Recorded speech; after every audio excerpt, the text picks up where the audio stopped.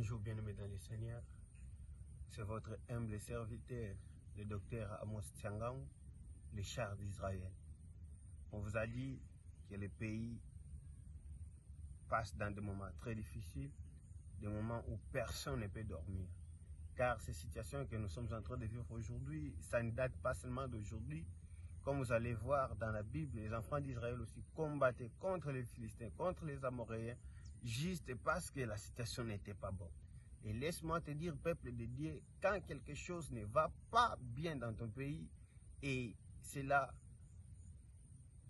devient notre préoccupation générale pour nous tous, que nous puissions prendre les choses au sérieux. Car lorsque Esther vivait dans la maison du roi et que les enfants d'Israël étaient menacés, j'ai retenu une chose revenant de la bouche de Mardoché.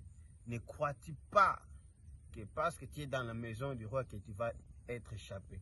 Donc je vais dire aussi à ceux qui pensent que parce que vous avez des enfants à l'étranger, parce que vous avez des familles à l'étranger, que cette situation ne vous préoccupe pas. Laissez-moi vous dire, peuple de Dieu, partout où vous êtes, l'intérêt de vivre bon est notre préoccupation. Alors, partout, soutenez ce pays à travers vos prières et nous demandons aussi aux éminents hommes et serviteurs de Dieu, de partout où vous êtes, peu importe les divergences de doctrine, que nous puissions tous se réunir pour parler de l'intérêt de ce pays.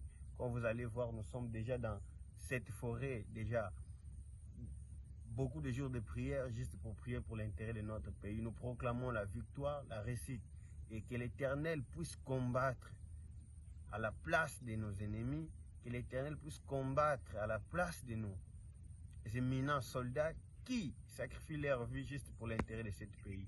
Et aussi pour ceux qui sont dans le gouvernement, de pouvoir bien gérer le pays, afin que nous tous, nous puissions vivre une situation calme, car les choses sont tellement sérieuses. Et c'est là, ce sont des manifestations du signe dernier. Car la Bible dit, au temps dernier, il y aura des événements, des États puissants vont toujours chercher à dominer. Et aujourd'hui, la RDC vit une influence de domination des États puissants. Alors que l'Éternel puisse nous délivrer de cette angoisse et que l'Éternel puisse protéger le peuple congolais et que l'Éternel puisse te protéger toi aussi là où tu es. Que l'Éternel vous bénisse.